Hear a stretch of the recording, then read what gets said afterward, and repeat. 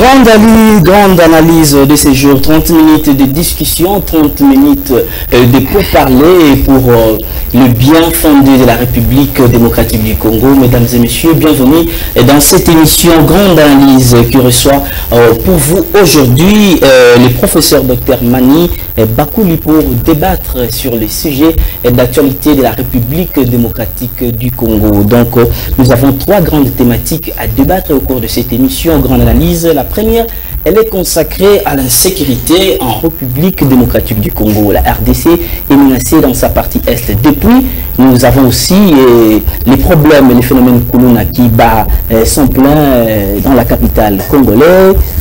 Nous allons parler aussi de la révision ou du changement de la constitution de la République démocratique du Congo. Puis enfin, nous allons parler de l'opposition de la République démocratique du Congo face aux enjeux de l'ère. Nous le savons bien que le président honoré Joseph Kabila fait déjà son retour sur la scène politique. C'est ce qui ne manque pas dans le bouche des hommes politiques et des hommes que nous sommes. C'est dans cette perspective que nous disons un bienvenue, le mot de bienvenue à M. Dr Mani Bakouli. Merci beaucoup, M. le journaliste. J'en profite de l'occasion pour passer le meilleur à tous les Congolais, malgré les circonstances de défi.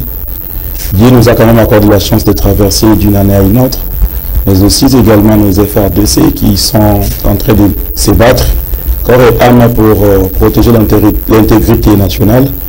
À nos frères et sœurs qui sont à l'Est, on est de cœur avec eux. On sait que l'humanisme n'autorise pas la guerre, mais c'est une réalité matérielle que l'homme peut toujours avoir un cœur psychologique dire pour le surmonter. Merci beaucoup pour l'invitation. Vous êtes professeur et chercheur en politique, la gouvernance numérique. Vous pouvez nous expliquer la gouvernance numérique? Bon, certainement, c'est toute une nouveauté, tu vois. Je sais, tout le monde, dans le langage le plus véhiculaire au courant, on parle du numérique. Mais on ne peut pas intégrer quelque chose dans une société sans penser au gouvernancier. Parce que ce sont les gouvernanciers qui sont les porteurs de décision. Ils ont des signatures. Ils ont des moyens pour mettre en place l'exécution d'une activité numérique. Or, ces gouvernanciers-là, ils doivent avoir une certaine connaissance spécifique afin de mettre en application ou soit en exercice la migration vers le numérique. Et c'est sur base de cette connaissance-là que j'ai fondé ma spécialité. Et déjà, quand nous parlons de gouvernancier à la politique, il y a le GESPI, la gestion publique, il y a les exécutifs, le gouvernement, le ministre, etc. Donc, j'ai fait cette spécialité pour voir le décideur et l'industrie. Qu'est-ce qu'il faut faire au milieu pour que l'exécution de la transformation, soit la migration vers le numérique, puisse avoir lieu en tenant compte de toutes les normes de la société. Merci beaucoup, Mani Bakouli. Nous abordons directement notre première thématique qui est consacrée à l'insécurité en République démocratique du Congo. Il y a des décennies, la République démocratique du Congo est menacée dans sa partie Est. La répétition. Aujourd'hui, les rebelles de M23, FDLR et autres ont envahi Bunagana, demain encore. Il y a une autre cité qui est partie entre le mains des... Donc c'est toujours ce mouvement qui est à répétition dans cette partie du pays. Qu'est-ce que vous en pensez? Pourquoi est-ce que ces mouvements persistent-ils toujours dans cette partie de la République? Oui, merci beaucoup, monsieur le journaliste, pour une question très pertinente. Je pense, comme un chercheur, on doit s'interroger plus au niveau de fond. Parce que ce qui se passe aujourd'hui, presque dans tout, ce sont de réactions de la forme, des réactions super émotionnelles. Les gens voient la guerre. Mais quand on se pose des questions du fond du système, vous allez comprendre qu'il y a beaucoup de zones cachées. La guerre de l'Est, je dirais à la fin du XXe siècle, au début du XXIe siècle, on l'a connue d'une manière ouverte. Mais il y avait une préparation qui date de très longtemps, qui était dans le fantôme, qui n'était pas visible. C'est à 1994-94 que le général Likoulia a déclaré que nous sommes sous une agression rwandaise qui se prépare. Je pense que vous avez connu l'opération turquoise en termes d'histoire. Mais si aujourd'hui nous voulons parler de ça, il faut s'interroger. Avant 1974, il y a eu quel type de préparation? Mais aujourd'hui, avec déjà tout ce que nous voyons, nous allons voir que la guerre de l'Est, c'est un serpent à multitêtes. Où nos agresseurs, nos adversaires, nous ont déjà donné un système de G. Et ce système de G-là, comme on est déjà dominé par ce système, on adhère dans ça, et souvent, nous partons pour négocier. Les systèmes de G, système de G, ça fait déjà compris. Système de G, c'est les G de dialogue. L'histoire de Mouzé avec Kabila le père, il y avait un accord de AFDEL. Quand ils ont vu que Mouzé est parti, il y a eu un coup d'État. Comme le coup d'État touchait directement le président de la République, veut dire tous les documents de loi que Mouzé utilisait avec les accords sont immédiatement tombés publics. AFDEL aujourd'hui, on n'en parle plus, mais il y a eu des accords. On a basculé. Kabila est venu avec l'arrangement de Sun City. Il y a eu des accords. Le référendum et la constitution de 2006 a fait que ces accords puissent tomber quoi? Caducs. C'est pourquoi que vous avez vu le président, l'ancien président Kabila, à la prise de son pouvoir en 2006, il avait dit la sonnette est sonnée, fini la récréation. Vous comprenez? Nos agresseurs, comme moi je parle le mot pour dire les Rwandais qui sont dans les visibles, ils se sont bâtis pour renouveler les accords. Avant, le Rwanda était dans l'invisible. Aujourd'hui, on l'a démasqué. Parce que Mouzé a dit ce sont les Rwandais. Les Rwandais se disaient non, on a signé les accords de AFDEL. Mais en échange, Mouzé n'a pas échangé ce qu'il avait signé comme accord. Kabila est venu. Comme Mouzé était parti, il est allé avec ses accords. Il y a eu comme coup d'État au niveau institutionnel et document de loi, je peux dire constitutionnel. Mouzé est parti. Kabila est revenu. Le CNDP a eu naissance. Mais comme le CNDP de Laurent Nkunda Batwari n'avait pas un accord avec Kabila, les Rwandais avec la politique de Kagame nous ont poussé à signer les accords avec le M23. Et ce sont ces accords-là qu'on appelle l'accord du M23. Maintenant, quand cet accord est signé avec le président de la République, l'ancien président de la République, Joseph Kabila, et cet accord était immédiatement scellé par quoi? Par la Constitution qui a donné le pouvoir pacifique. Donc, le président Tshisekedi est en train de faire la continuité de ce que Kabila avait fait. Donc, tous les accords que Kabila avait signés sont protégés par la Constitution du 2000. Pour vous, c'est une guerre juste? C'est une guerre. C'est une guerre nous imposée qui est injuste. C'est une guerre, clairement, ça ne devrait pas faire partie de la question. C'est une guerre injuste qui nous a été imposée suite au profit de nos biens naturels et matériels que nous avons. Les ressources qui aujourd'hui égorgent le Congo. La cause principale, monsieur Mani Bakouli, oui. La cause principale, ou soit les retombées que nous subissons aujourd'hui, nous pouvons dire que cela est dû à quoi? Seulement pour nos richesses, ou il y a des hommes, ou encore une mauvaise foi des hommes congolais que nous sommes. Comme je dis, je donnais un aspect de cette guerre, l'aspect être coaché par la voie de dialogue. Deuxième aspect, je peux vous répondre directement à ta question. Il y a des hommes, mais ces hommes-là ne sont pas des hommes légaux. Il y a des bandes de mafia. J'ai eu de la chance de vivre dans plusieurs pays, je pense que vous connaissez. Je vous dirais même aux États-Unis.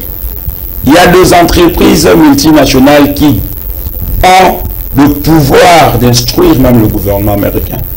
On ne peut pas faire semblant d'oser croire que l'homme le plus puissant au monde pour l'instant, c'est Joe Biden ou Trump. Non. Il y a des bandes de mafia plus puissantes aux États-Unis qui influencent les décisions de la République. Il y a des entreprises, par exemple, entreprises comme Google, Apple, Microsoft, Twitter, X et tout. S'ils se réunissent, ils ont des mots à dire sur l'économie américaine. Maintenant, ces gens-là ont des trous pour acheter leurs matières premières à des vils prix. Et ces vils prix, ce sont le prix de la guerre imposé en RDC. C'est pour cela, l'autre fois quand je discutais avec les étudiants, j'ai dit, comme c'est une bande de mafieux, il faut aussi créer une contrebande de mafieux. Mais d'un mécanisme légal. Parce que ça se fait de manière illégale, et vous voulez maintenant que nous créions cet anti... C'est juste seulement de manipuler la loi.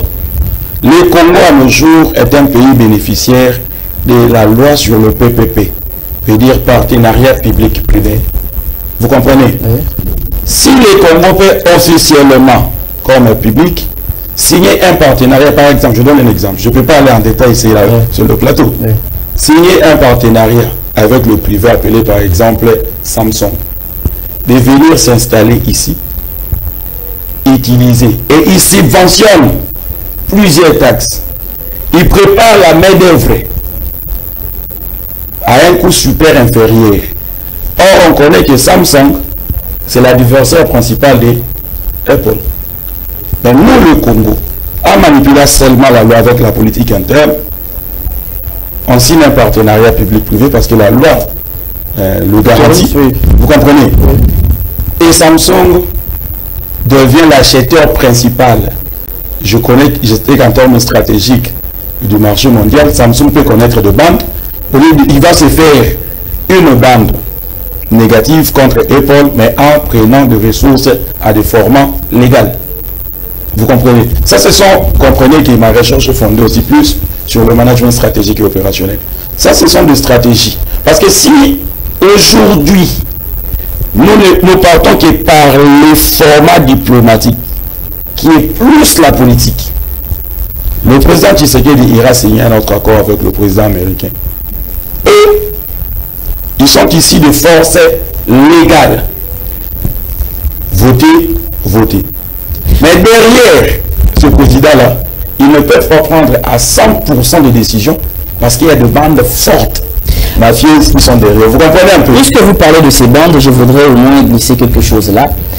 Par rapport à la politique adoptée par les présidents de la République, Félix Antoine Tshisekedi Tshilombo, pensez-vous que la meilleure façon de mettre terme à cette guerre, c'est la diplomatie, ou il faudra agir autrement? C'est une devoir, parce que la diplomatie aujourd'hui, la diplomatie, c'est depuis longtemps que le président a adopté cette manière d'agir, mais jusque-là, nous trouvons que Bunagana est toujours entre les mains de la diplomatie. En 23, hier c'était les centres, les Massissi centres qui a été pris en otage, et après les FRDC ont repoussé, hier c'était Ngungu, et aujourd'hui on en parle toujours. Moi je pense la meilleure des façons. La diplomatie.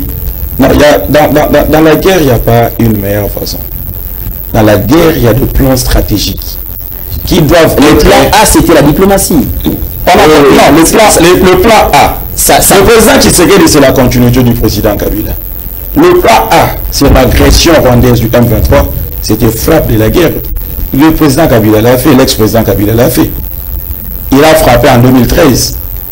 Ils étaient sans abri, le M23. Mais comme c'était une résolution à court terme, ça n'a pas donné une solution durable. Ils se sont rebondis. Vous comprenez?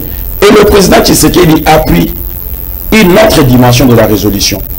Et cette dimension de la résolution a montré au clair, a dévoilé, démasqué Kagame. Parce que quand il est question de négocier entre président et président, il y a des questions qui se posent à cette dimension. Mais le président Kabila nous a laissé ce pays à la dimension milice ou groupe rebelle ou quoi. Parce que lui, il a frappé en interne.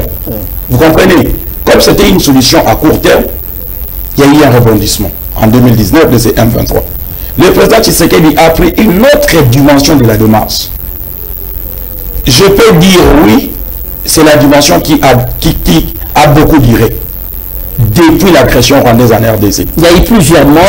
La dimension, j'ai dit, les mouvements la résolution du président. Il y en a plusieurs. La résolution du président Tshisekedi n'a pas encore cédé à la guerre par rapport à d'autres résolutions prises. On a vu la force, tu vois, c'est même M23. Par sa jeunesse, on a parlé du 1994. 2 ans, ils ont frappé Mobutu. Mobutu était parti avec AFDEL. Vrai ou faux? Joseph Kabila. De 2009 à avant 2013, ils étaient jusqu'au niveau de Goma. Vrai ou faux? 2 ans aussi, 2 ou 3 ans. Mais le président Tshisekedi, avec sa voix diplomatique, il résiste devant cet animal pendant plus de 4 ans. Parce qu'ils ont conduit les rebelles en 2019. Mais jusqu'à présent, est-ce qu'ils sont déjà arrivés à Goma? Pourquoi? Parce qu'on s'est tué les oreilles. Certaines villes sont entre ces mains. Certainement, ces mêmes villes ont été aussi entre les mains précédemment. Mais regardez maintenant la direction. Pourquoi on n'arrive pas à reconquérir ceci va me pousser à avoir récupéré tout le territoire. Votre question-là va me pousser immédiatement à toucher deuxièmement notre 3e point de la Constitution. Je vais mettre en parenthèse et puis on va y revenir quand je vais poser directement la question. La Constitution congolaise, dans son article 213 ou quelque chose comme ça, je ne suis pas constitutionnaliste, hein, que les gens ne me confondent pas. Mais vous lisez la Constitution. Je lis ça comme la Bible. Je ne suis pas pasteur, mais je lis la Bible. Vous comprenez? Je suis congolais. C'est un document guide, c'est la loi guide du pays. Je suis obligé à les lire comme un scientifique. Mais il y a une loi qui priorise les accords internationaux, qui est la Constitution en RDC, dans cette même Constitution-là. Vous comprenez? Et l'accord du M23, comme il y avait signature de notre président comme témoin, du coup cet accord est plus prioritaire par rapport à notre Constitution. Or, pour engager la guerre, il faut consulter notre Constitution. Quels sont les dispositifs que la Constitution, qui est inférieure par rapport à l'accord du M23, dispose pour annoncer que le président de la République annonce la guerre? Vous comprenez? À ce niveau-là, si le président décrète officiellement ou déclare officiellement la guerre avec le Rwanda, nous allons changer la position. Au lieu d'être les attaqués, nous allons devenir les offenseurs. La guerre va prendre la dimension comme si c'est nous qui attaquons le Rwanda. Vous comprenez? Parce que le M23 sont protégés par l'accord. L'accord qui est plus supérieur que la Constitution. Nous sommes passés des accords en accord, des sommets en sommet. Il n'y a toujours pas de résolution pour cette guerre de la République démocratique du Congo par le Rwanda. Quelles sont les pistes de solutions que vous pouvez émettre, que vous pouvez proposer maintenant pour arriver à mettre terme à cette guerre dans l'Est de la République démocratique? Directement pour passer à... Pour l'instant, comme je dis, c'est le plateau, je donne les jalons. L'essentiel, oui. Voilà. Déjà, l'option prise par le président de la République sur le changement de la Constitution, je sais que beaucoup de gens se bougent, ils interrogent la Constitution elle-même pour savoir la pertinence ou la raison de la changer. Or non.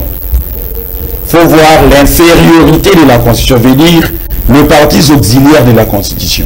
C'est parmi les pistes que vous proposez? Je propose, si on a aujourd'hui changé la Constitution, nous allons faire en français facile un coup d'état de la Constitution. Et la Constitution du 2006, tous les accords que cette Constitution protège vont tomber caducs. Puisque nous parlons à ce moment-là, si je vois le M23 utiliser la tenue militaire du Rwanda, on aura un élément, ou soit l'indice de base de dire que nous sommes... Il y a déjà, nous les avons vus. Les soldats rwandais, certainement, il y en a du M23 les tenues de... Certainement, il y en a, mais les textes du Rwanda, les textes nous empêchent. Nous partons comme commandeur. Attention, quand nous partons dans des dialogues et des accords, c'est soit vous partez comme le vaincu ou le vainquant. Il faut faire très attention. Nous allons revenir c'est pour cela les pistes de solutions, vous avez parlé directement, vous avez abordé la première version de la Constitution de 2006. Il y a encore un autre que vous pouvez mettre. Deuxième piste de solution à alimenter d'une manière réelle et vraie notre force armée. L'armée, quand c'est ta politique, ne signifie pas seulement qu'il faut nommer des généraux qui n'ont pas de parti politique, non. Qu'on évite l'hypocrisie et la démagogie dans la question sécuritaire de la République. Certes, on n'est pas... C'est là où on parlera de l'infiltration. Exactement. Certes, on n'est pas enfant. Le président ne peut nommer que le chef d'état-major et à sa conscience. Et la conscience est régie de plusieurs rubriques. Là, on connaît. Mais parmi les indicateurs de la conscience, là, je demande au gouvernant, parmi les indicateurs de la conscience, il faut qu'il y ait aussi de la fiabilité et originalité dans l'armée. Puisque nous parlons de la sécurité en République démocratique du Congo, nous pouvons aussi aborder les points très intéressants qui nous avons suivi avec vous hier. Le verdict a été prononcé pour les communes qui avaient amputé une main droite à un simple individu de la commune de Lemba.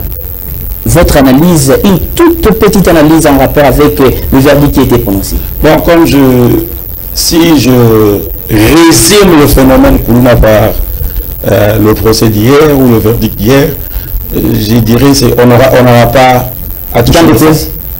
Ouais. L'opération Debout est-elle... Qui n'a pas vu l'opération Debout en RDC?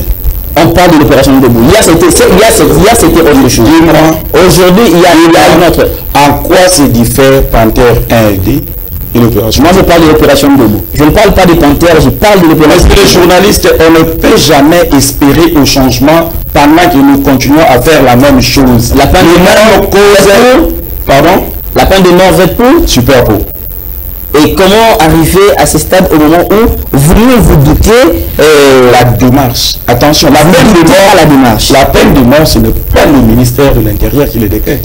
Le ministère de l'Intérieur, c'est la police qui arrive, ils arrêtent. La peine de mort, c'est une action du ministère de la Justice. Quand nous sommes devant une crise, laissez-moi vous parler de la résolution d'un fait. Le Congo est menacé, ce n'est pas Tshisekedi celle qui est menacée. Ce n'est pas le ministère de la Justice qui est menacé. La ville de Kinshasa est menacée par la criminalité urbaine. Ce n'est pas l'affaire du ministre Jacques-Med Chabani ou du ministre Moutambacel. Non. Tous les ministères sont concernés. Chacun d'eux devrait présenter un plan stratégique et opérationnel pour répondre à cette question. Regardez l'opération de la fait. Je prends par exemple, que fait le ministère de l'Enseignement supérieur universitaire à la résolution de la problématique de Koulouna? Est-ce que le phénomène Koulouna, on peut l'étudier scientifiquement? Mais vous êtes enseignant. Vous êtes professeur d'université. Mais la meilleure façon de grandir, c'est... Quel est votre rapport en rapport avec la meilleure façon de grandir, c'est de savoir faire l'autocritique. Qui t'a dit que, comme je suis professeur, c'est qu'on fait du bien? Non, là, on est régi. Là, vous êtes inconditionnel. On est régi dans un système. Nous fonctionnons sous un système. Je suis professeur, je n'évolue pas en électron libre. Je suis arrivé en RDC. Je t'ai dit, tu vois le même Emmanuel devant vous. Quand j'arrive en Afrique du Sud comme professeur, l'effet de mettre seulement mes pieds à l'aéroport hors tambour, mes mécanismes, mon système cérébral change. Par rapport à quoi? À des dispositifs que ce pays-là a mis en place pour leur système éducatif. Nous allons revenir, docteur Manu. Quand nous revenons au Congo, l'exigence de l'État, le Koulouna, c'est un fait psychologique. Ça, c'est la récréation psychologique de la jeunesse. Est-ce qu'il y a une formation qui cherche à s'occuper de cette énergie psychologique que gagnent les enfants? Et heureusement, nous avons une ministre, un neuropsychologue, quelque chose comme ça. Le téléspectateur de FM Télévision, vous êtes nombreux à suivre cette émission en grande analyse. Je vous avais dit, je vous avais annoncé qu'il y aura un débat houleux. On va échanger parce que c'est une tête bien faite qui a répondu à notre invitation de séjour pour discuter sur notre dénominateur commun qui est la République démocratique du Congo. Sans plus tarder, nous allons passer à notre deuxième thématique qui est basée sur la révision ou le changement de la constitution de la République démocratique du Congo. L'écoutons parler. J'ai déjà compris que non. Manu Bakouli a déjà donné c'est go en lui-même et il a déjà approuvé les changements ou la modification de la Constitution. Vous êtes pour les changements? Je suis direct. Vous êtes pour les changements ou la révision? Je souhaiterais voir des constitutions dans le sens une ancienne, l'œuvre nouvelle constitution, pas une continuité amendée ou modifiée, non. Beaucoup de gens se martèlent, j'appelle ça manque de précision. Même le président de la République, sa classe politique, tout celui qui tente d'accompagner cette démarche du président de la République, il doit avoir la précision. Parce que l'honnêteté scientifique s'impose aussi. Moi, je veux le changement et je les motive. La constitution congolaise, hormis le fait que j'ai dit, ça protège beaucoup des accords nuisibles. Parce que le président Kabila a pris le Congo en état de la faiblesse. On était agressé. Il a signé les accords Sun City pour ramener le ministre Bemba, les Eidati Ngoma. Après, en 2006, ce n'était pas fini. Il devrait signer les accords pour essayer un peu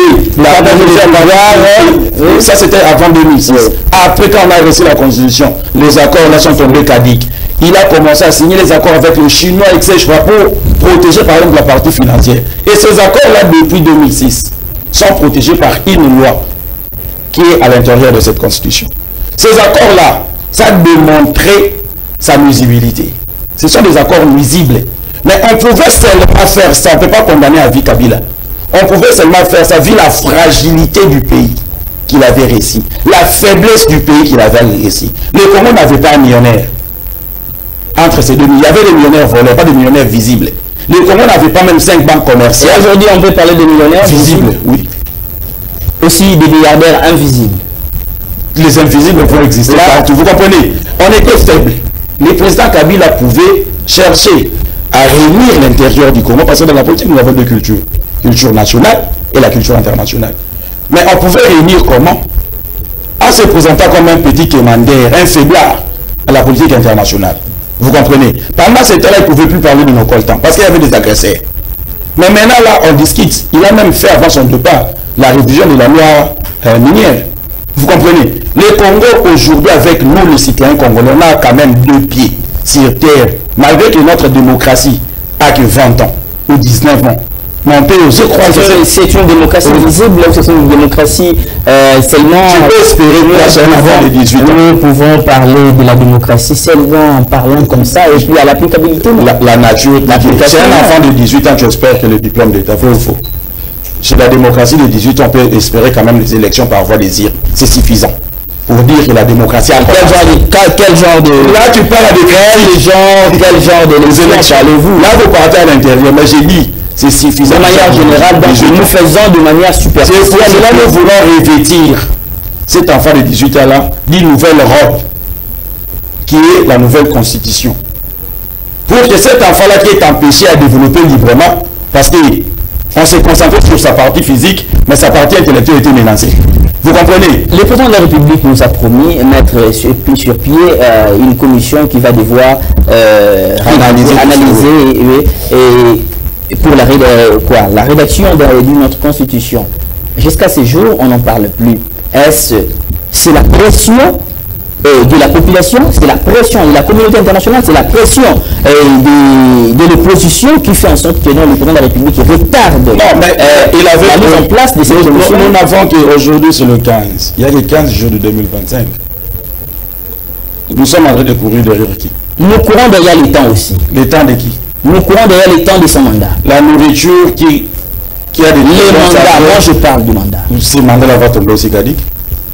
On va retourner. Donc si je comprends bien, même Kabila, s'il revient pour retourner à la course, accordez-nous la chance. Mais moi, je veux que la Constitution puisse doter le Congo une nouvelle vie sans accord.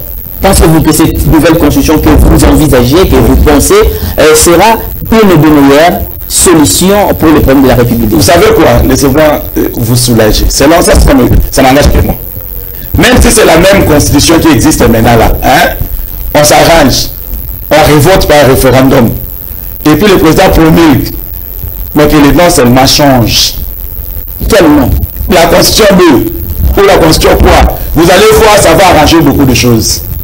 Vous comprenez? Deuxième des choses, est-ce que je suis toujours là? Je peux répondre sur la question de la commission.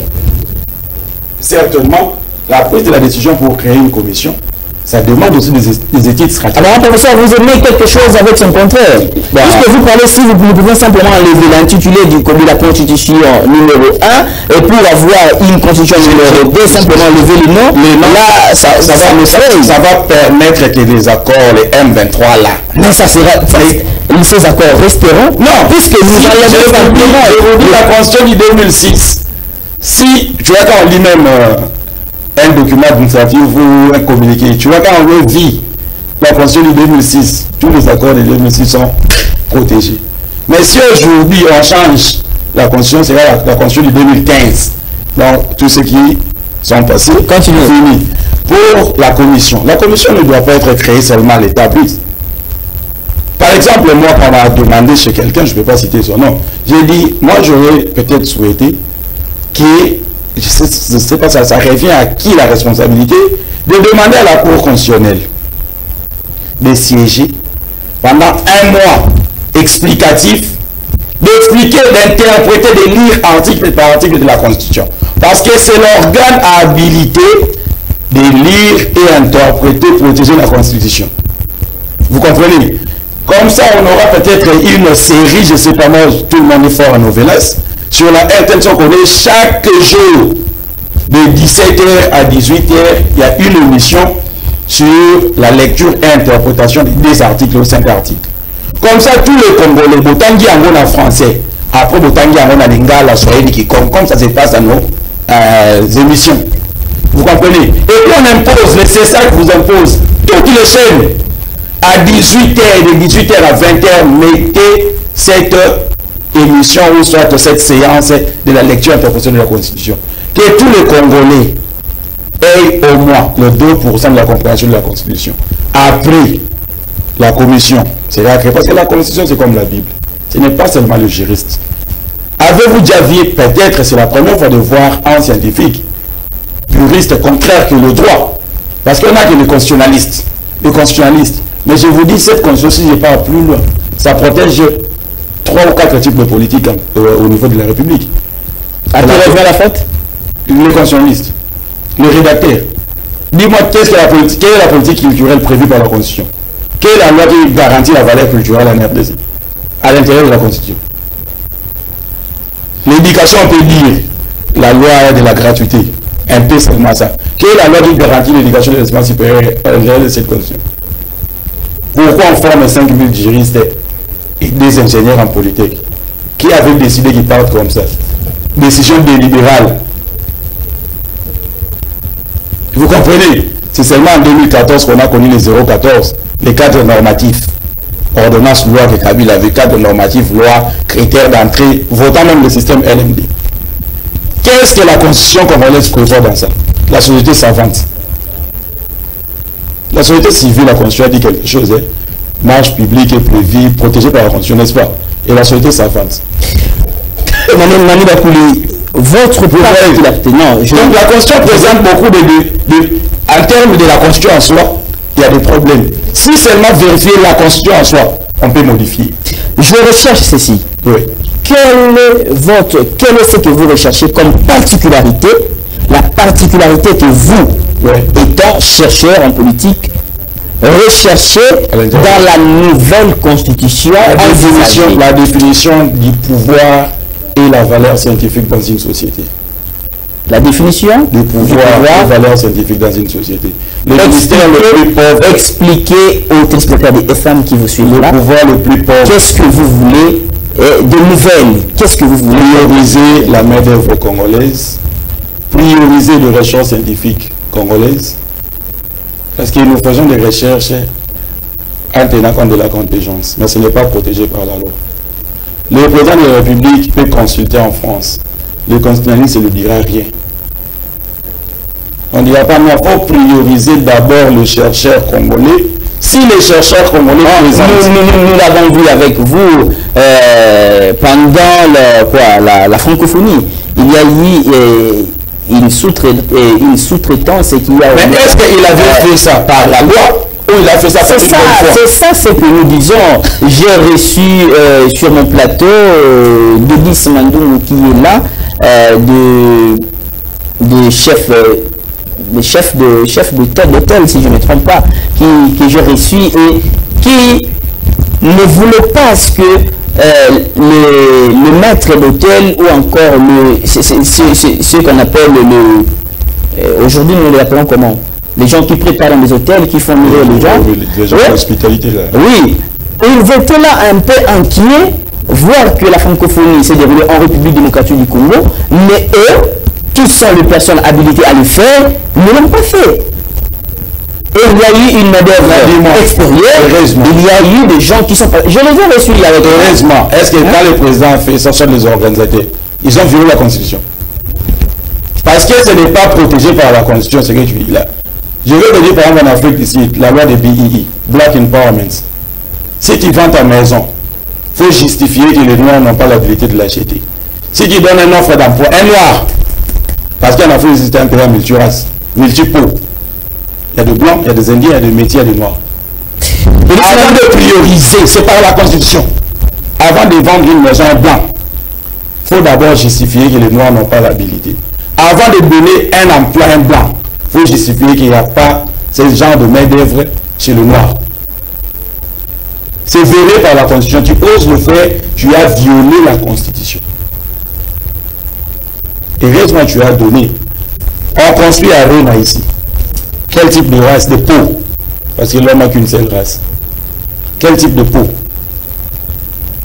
S'il y a la peau jaune, c'est parce que critère et l'idéal. Là nous pouvons dire là nous pouvons nous référer à l'éducation et encore l'enseignement supérieur qui ne remplit pas la personne qui avait fait la passation de marché. Même si on prend deux Noirs, est-ce qu'il a volé la Constitution? Là je dirais, soyons un peu honnêtes. Là on va directement s'attaquer à l'enseignement supérieur. Pour toi l'INBTP, il ne peut pas. Nous les professeur, je forme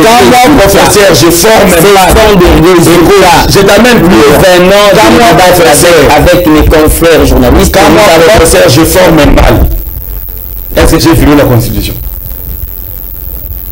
Non. Parce qu'il n'y a pas de disposition à l'intérieur de cette Constitution justifiant la qualité de l'enseignement. Puisque nous parlons de l'enseignement directement, je voudrais vous attaquer. Vous attaquez directement parce que vous êtes dirigé d'enseignant. Je vous attaque directement, Manu Bakouli, puisque il y a un système, le nouveau système LMB, que beaucoup de parents ne veulent pas, n'apprécient pas. Selon vous, quelle est votre analyse en rapport avec l'ancien système que nous qualifions le système normal, graduat, licence, master, et aujourd'hui vous l'avez transformé en LM2, licence. Je vais te répondre une réponse à court terme. Mais je suis à court terme, je souhaiterais aussi une autre émission pour parler à long terme.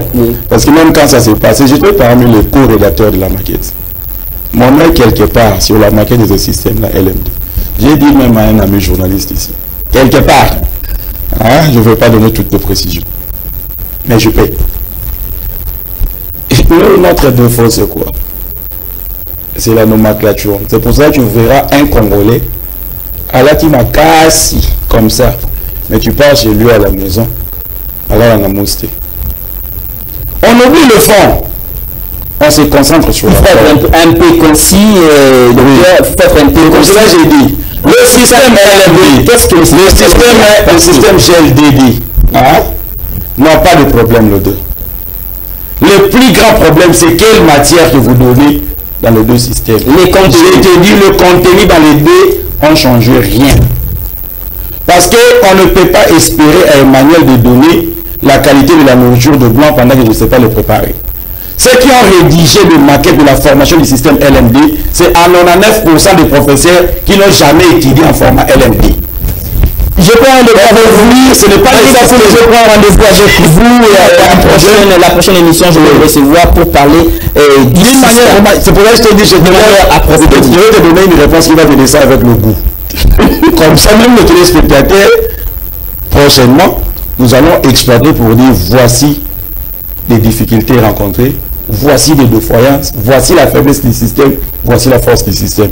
Et certainement aussi donner quelques pistes de mes solutions.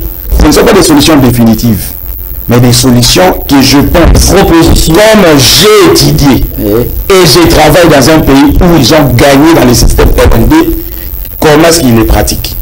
Merci beaucoup, Mani Bakouli. Je rappelle que vous êtes chercheur en politique, la gouvernance numérique. Vous êtes professeur des universités.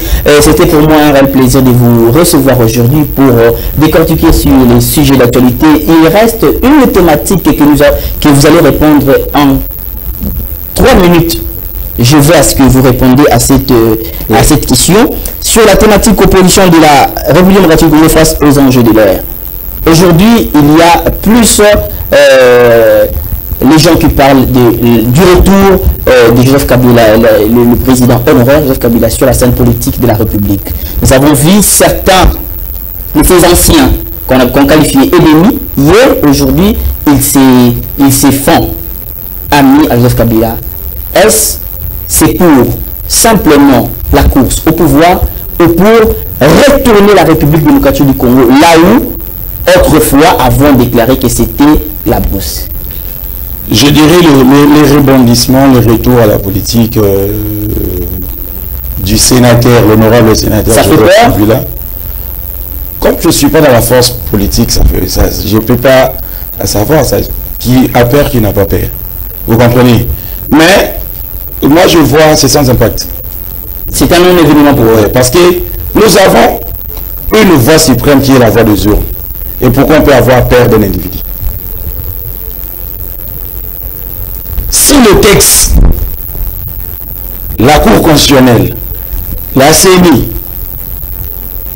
de 2028 dirait Kabila est éligible, allons à la course. Nous avons une voix qui ne devrait pas faire peur à quelqu'un. Kabila n'est pas un guerrier de la guerre. Si nous avons des indicateurs vrais qu'il est chef rebelle, mais il y a une loi, il y a la justice, il y a des cours et tribunaux. On peut déclarer au niveau du Sénat, comme il est encore sénateur, on le fait quitter. Moi j'ai dit, le retour de Kabila devrait nécessairement faire peur à personne. Parce qu'aujourd'hui, Kabila, laissez-moi vous dire, il rentre avec une faiblesse. Kabila ne rentre pas fort. Il n'a pas été en exercice pendant combien des années?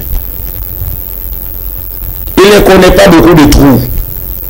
Après avoir dirigé un pays pendant 18 ans, il ne connaît pas beaucoup de trous. Mais mon père m'a géré pendant de 0 à 24 ans. Est-ce qu'il connaît Manuel aujourd'hui de 45? Aujourd'hui. Tu vois, il y a des gens. Kabila a laissé ce vide. Beaucoup de gens se lamentent. Non, Kabila ne parle pas, il devient guerrier de guerrier. Attention, ça c'est la politique. Si on comprend bien, c'est un non-événement. Et c'est un non-événement. C'est pas d'impact. Oui. Moi je dirais même à des politiciens qui sont au pouvoir, parce que moi je suis de la société savante. Donc je suis ni de la gauche, de droite ou de la société civile. Mais je dirais à ceux qui sont au pouvoir de cesser à faire le marketing du messier.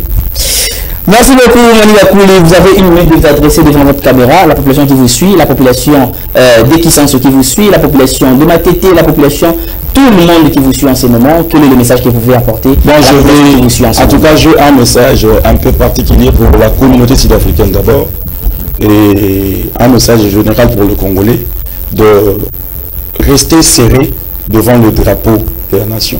C'est le Congo qui est en danger. Ce n'est pas Tshisekedi ni Kabila. Soutenons nos FRDC. Prions pour eux, ceux qui prient. Ceux qui sont dans les gris pour eux. Pour que nous puissions quand même, notre génération et la génération future, redoter ce pays de la couleur que nos ancêtres ont laissé. Et pour la communauté congolaise en Afrique du Sud, je signale la mort d'un ami qui a été vraiment brutalement abattu par un Sud-Africain partout. Et je passe mes compassions. C'est un ami, on est sous le nom de Merveille. Et la communauté congolaise en Afrique du Sud aussi, nous passons notre message pour vous dire, restez les vrais Congolais, Congolais zone de la Cimaté, quelle que soit notre pauvreté et difficulté. Vous connaissez comment est-ce qu'on a géré cette communauté. Et je pense qu'il redoter cette communauté de la couleur ancienne. Allez déclarant le droit, c'était un Congolais, fils Congolais, quel que soit le statut du document qu'il a là-bas. Je passe le message au président Bacha. Allez déclarer le droit, que la justice de ce dossier puisse être passée. Pour la population de Kisenso, Moamba en général, Matete, on est là, on est chercheur, on est analyste, ouvert à des bases d'analyse de tout. Et pour le bien-être de Kisenso, pour le bien-être du du Mwamba pour le bien-être de Kinshasa. Comprenez que je suis quinois quand même. Moi, on a beau ça, je suis quinois parce que des fois, quand les quinois sont comme ça, on pense qu'il faut qu'on pas dans le quand on va la boue. Mais moi, je suis quinois quand même. Donc, pour les quinois, ne cédons pas au phénomène Koulouna. Le gouvernement, nous sommes derrière vous. Et dénoncer, la population dénoncer, ayez cette force et énergie de pointer du doigt, présenter à la police, présenter aux autorités du tutelle de personnes malfaites, de personnes malveillantes, afin que les autorités puissent aussi avoir l'urgence et la facilité de faire leur travail pour la sécurité dans la ville province. Le plateau reste ouvert pour vous, Mandibakouli, à chaque fois que vous voulez passer, et c'est votre maison, vous pouvez passer à maintes reprises. Là, je dirais encore à Debis Mandungu qui est derrière, qui me suit là, que la porte reste grandement ouverte pour vous. Venez, nous allons vous recevoir. Jérémy Touleni aussi, je vous attends pour la prochaine émission. C'est la fin de cette émission en grande analyse de ces jours. Merci de l'avoir suivi et restez toujours branchés sur FM Télévision, votre chaîne. Au revoir.